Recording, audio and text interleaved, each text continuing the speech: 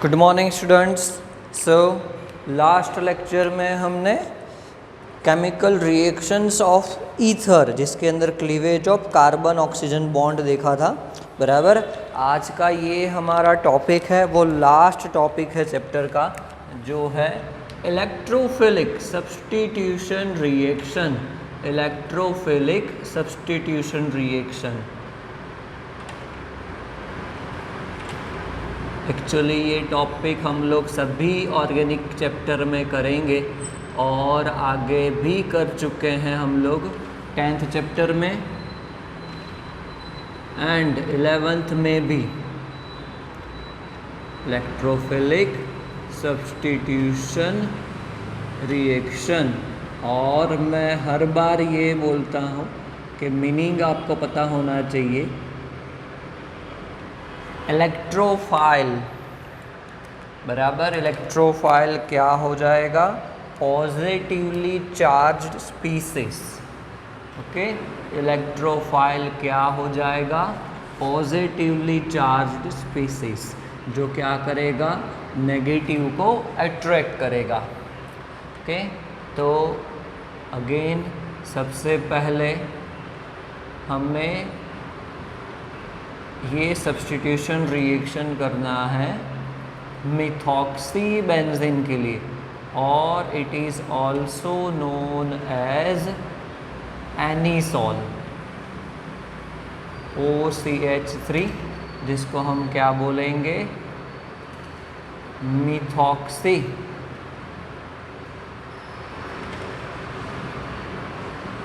Benzene, बराबर।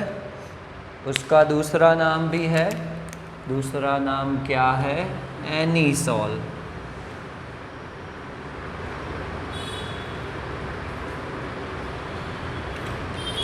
इसको एनीसॉल भी बोला जाता है।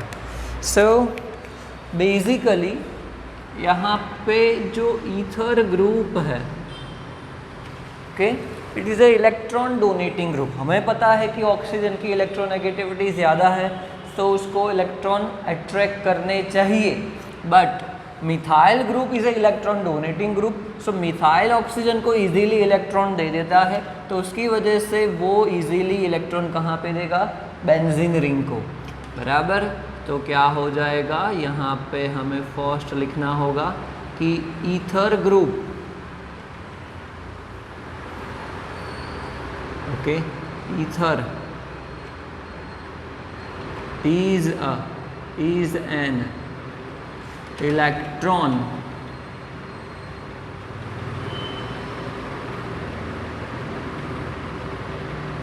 donating group।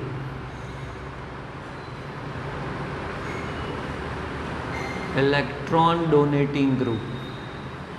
सो उसके अंदर कौन सा इफेक्ट देखने को मिलेगा? प्लस आर इफेक्ट देखने को मिलेगा।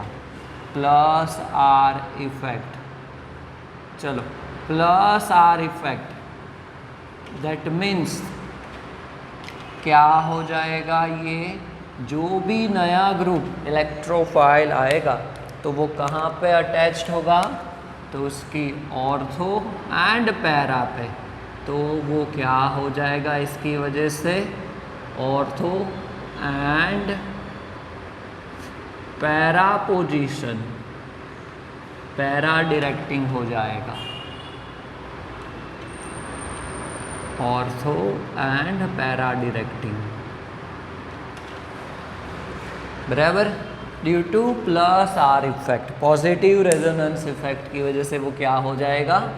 ऑर्थो एंड पैरा डायरेक्टिंग हो जाएगा। एक्चुअली वो ऑर्थो एंड पैरा को क्या करेगा? एक्टिवेट करेगा। ओके, क्या करेगा? एक्टिवेट करेगा। तो फिर फिनॉल में भी एक्टिवेट करता था, ओके, बट फिनॉल में जो हाइड्रोक्सिल ग्रुप है उसकी इलेक्ट्रॉन डोनेट करने की टेंडेंसी ईथर से ज़्यादा थी, ओके, तो उसके अंदर बहुत ही माइल्ड कंडीशन पे रिएक्शन हो जाता था।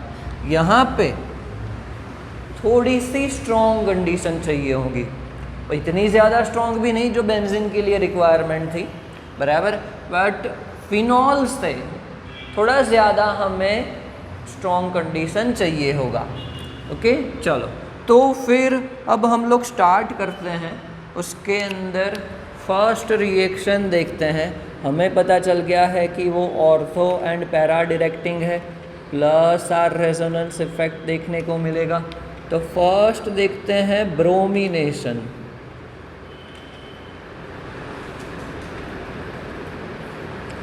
ब्रोमिनेशन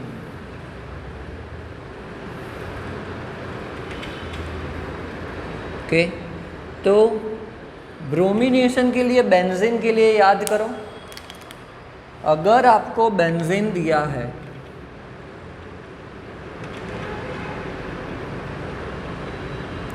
बराबर और इसका ब्रोमिनेशन करना है बेंजीन का, तो हम लोग Br2 एंड बहुत ही strong Lewis acid catalyst FeBr3 use करते थे बराबर। बट मिथॉक्सी बेंजीन के लिए, कि जो पहले से ऑर्थो एंड पैरा पोजीशन को एक्टिवेट कर रहा है, मिथॉक्सी बेंजीन है, उसके लिए हम लोग यूज़ करेंगे Br2 सॉल्यूशन। किस में बनाया हुआ? एसिटिक एसिड में। ज़्यादा स्ट्रॉन्ग एसिड की ज़रूरत नहीं है, ज़्यादा स्ट्रॉन्ग एसिड की ज़रूरत नहीं है। ओके, इसका रीज़न क्या हो जाएगा?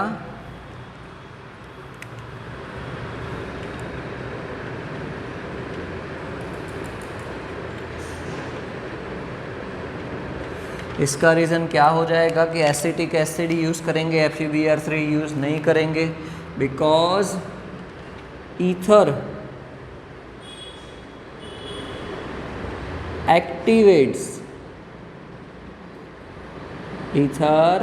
activates ortho and para position.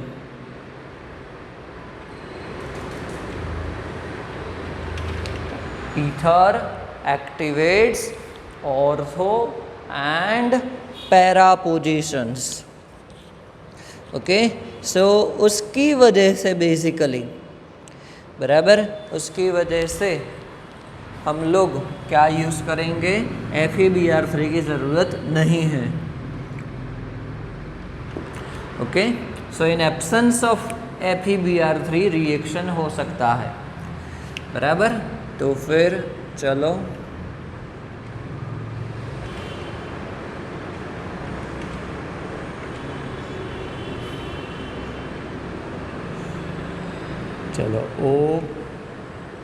OCH3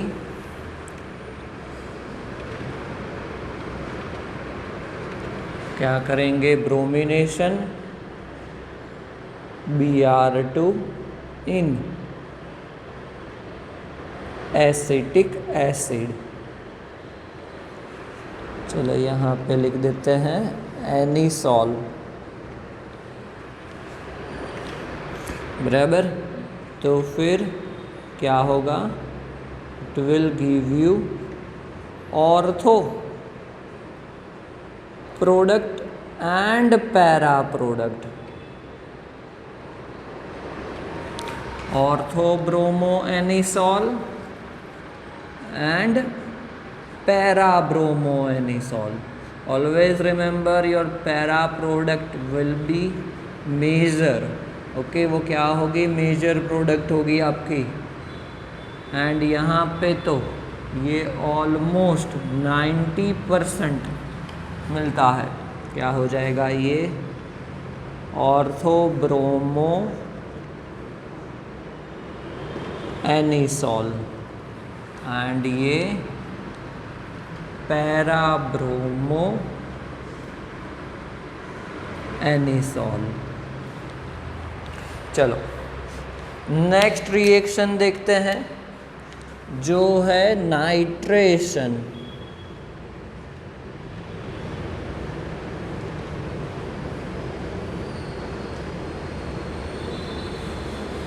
nitration के लिए तो हम लोग सेम ही रिएजेंट यूज़ करेंगे कौन सा रिएजेंट हो जाएगा, हम लोग जानते हैं यहाँ पे सिर्फ फिनॉल के लिए एक्सेप्शनल केस है कि सिर्फ डाइल्यूट HNO3 से हो जाएगा।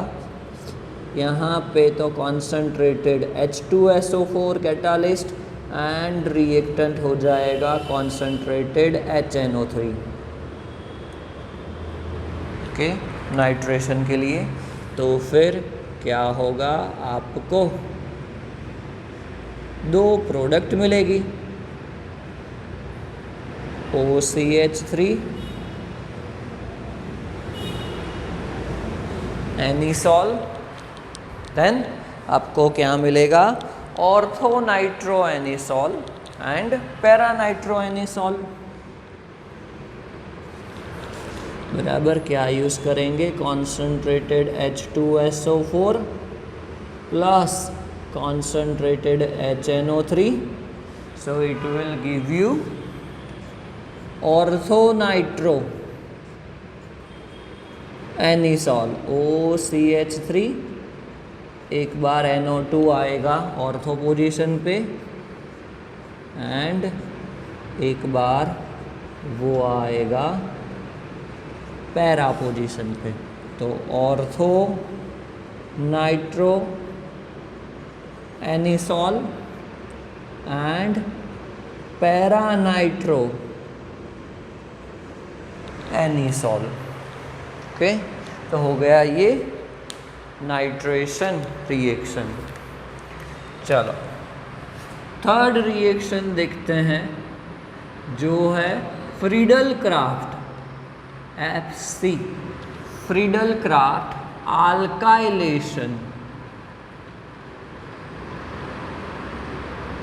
Friedel Craft alkylation, that means alkyl group add करेंगे, alkyl ग्रुप ऐड करेंगे और उसके लिए जो कैटालिस्ट चाहिए, रिएक्टेंट चाहिए, वो है alkyl halide plus anhydrous, water molecule एक भी नहीं चाहिए, एनहाइड्रस AlCl3, एनहाइड्रस AlCl3।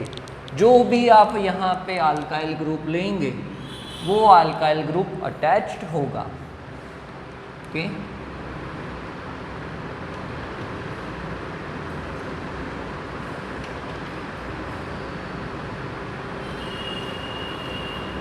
चलो तो फिर OCH3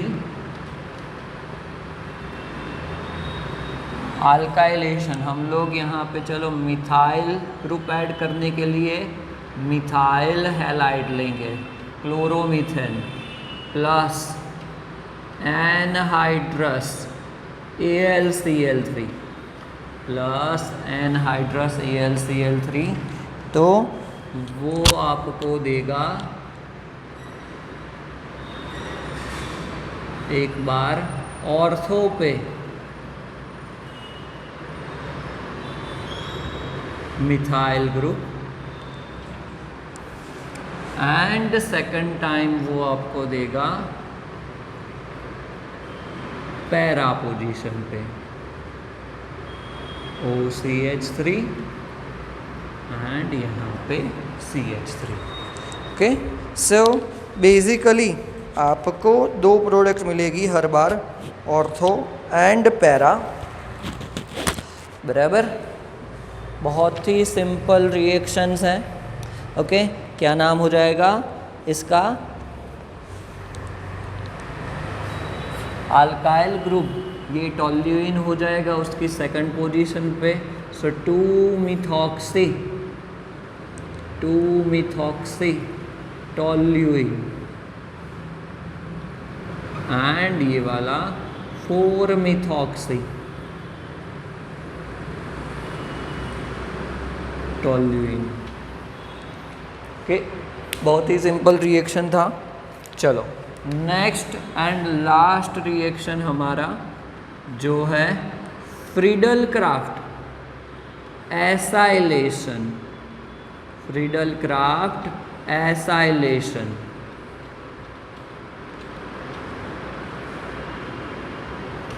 सो कोई भी एसिड हैलाइड